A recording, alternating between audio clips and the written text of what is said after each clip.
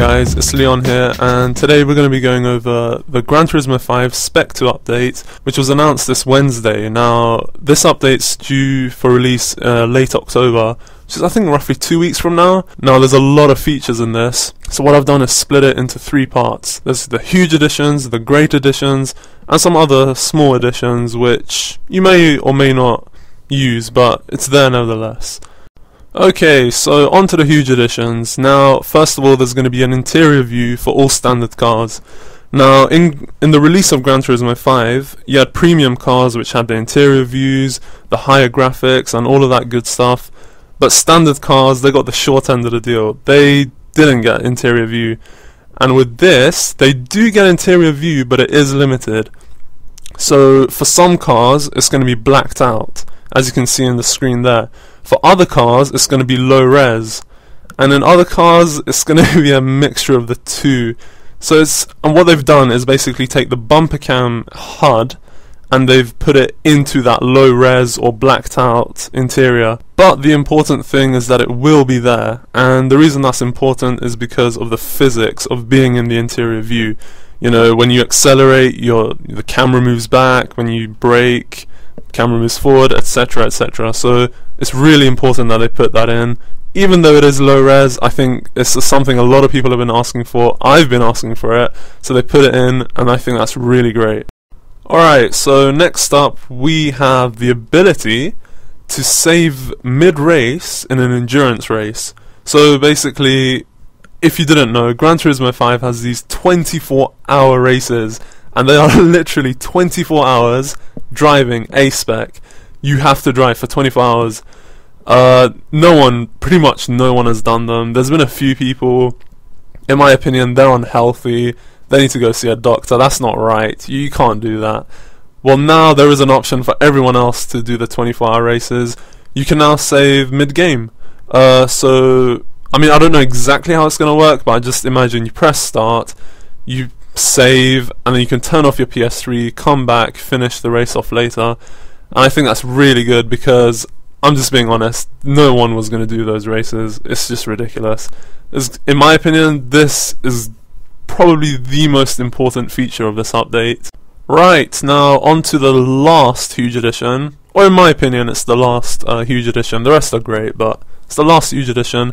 And this is the ability to fast forward and rewind in replay. Now, not a lot of people know this, and it's been a real Achilles heel of the Gran Turismo series, but you haven't been able to rewind in, I guess, your theatre mode, your equivalent of theatre mode, your replays. I mean, it's just been ridiculous. A game of this stature to not have that, well, now it does.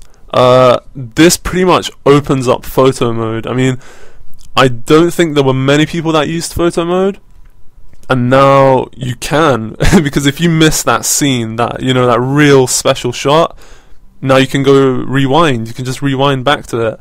I don't know if you'll be able to fast rewind or fast forward, but now it's there, and this is actually the first time we've seen it in Gran Turismo. This is like an underrated addition to this update, but it's a huge addition, and so hopefully we'll be able to see this in the future, you know, your Gran Turismo 6 and onwards. Right, now onwards to some great additions to the update. I mean, this is really what you expect from an update. The huge additions, they were pretty much game changers, but these are just your usual updates, and nevertheless, they're really good. So let's go over them. First of all, improved physics and AI. A huge complaint of the Gran Turismo series has always been the AI. Not one of physics though, but AI has always been criticized. So, I mean, I don't know how much they can address, but it seems to be an improvement. So we'll have to wait and see how that works. Next up is save multiple car settings. Now, if you remember in Gran Turismo 4, you had 3 tabs. And what you could do is have different car settings. So for a short track, you could put a higher gear ratio, possibly take off a turbocharger, stuff like that. And for a bigger track, put on the turbocharger, put on the longer gear ratios, and adapt your car to that track. So that seems to be back. I don't know how many there's going to be, 3, 4, 5. infinite, who knows, but at least that feature's back. Next up is improved user interface response and usability. This, it's not a complaint of mine, but a lot of people have complained about the user interface of Gran Turismo 5 and the speed at which it works. So I don't know what they've done to make it faster, whether they played around with the RAM usage, I don't know, but it seems to be faster. We'll have to wait and see. Next up is the user control of weather change. Now this is interesting. In practice or arcade mode, you can choose a track with weather change, but you don't really get to change the weather yourself. You say weather change, and depending on the track, it's either going to be snow or rain, which is usually rain. So now you can switch up some variables of this weather change, like how frequently the weather changes during the race. I don't know the intensity or not, but there's a screenshot below you. I should have looked at that, but I haven't. So next up, expanded online lounge features. This is for all the guys that are still playing online. This is just a few small features. You can now narrow down car types. Shuffle races have more options. That's all we've been told. There's nothing specific within those two things that I mentioned, but that's what we've been told. So we'll have to wait and see about that. Next up, and this is actually a huge addition as well. In photo travel mode, this is the dedicated photo mode, not the one where you go into replay and you take a picture from this angle or that angle. This is the dedicated areas in which you put your cars, you change the lighting and all of that good stuff. And now, with this update, you can actually put in more than one car. That's what we've been told. So that's actually really good. This brings a whole new dynamic to photo mode.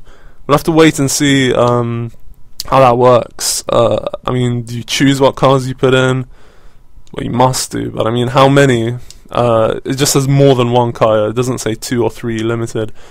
So we have to wait and see on that, but it's a really good feature. And like I said, now photo mode seems to be a viable option for opening up Gran Turismo. If you're not into racing, we've done all the races, you can look to photo mode. Spend some time there. Photography is always a relaxing thing to do, I guess. And last but not least, there's a new opening movie, because Spec 2 is pretty much like Gran Turismo 5.5. So with that, they've brought out a new opening movie. And if you haven't watched the old Gran Turismo opening movies, they are all epic. Each and every single one, everyone will agree, they're really, really good. And onwards to the last editions of the update. These are pretty much self-explanatory. They're on the screen for you guys to see. So I'll just jump over to the DLCs, which have also been announced. No particular details have been announced about them, except that there's 3. First of all, there's a racing car pack. Second of all, there's a track pack. And third of all, there's a racing gear pack. Now, I don't know what the racing gear one is. Just, your helmet, your costumes. I don't think many people will be buying that. But the racing car, and especially tracks, I guarantee you everyone will buy the track. Because there's been a lot of old favourites which haven't returned to the Gran Turismo 5 release. Hopefully you can... Well, here's the thing, we don't know if they're going to be free DLCs or if they're going to be premium. I have a feeling they'll be premium, because Kazunori was questioned on it, and he said no comment, which means, yeah, you're gonna have to dish out the money. But the Spec 2 update is free, so no worries there. Okay, so that's pretty much covered my preview of the Gran Turismo 5 Spec 2 update. Before I go, I'm going to leave you with a little montage sort of mix I made. So until next time, see you guys. Vegeta, what does the scouter say about his power level? It's over 9,000!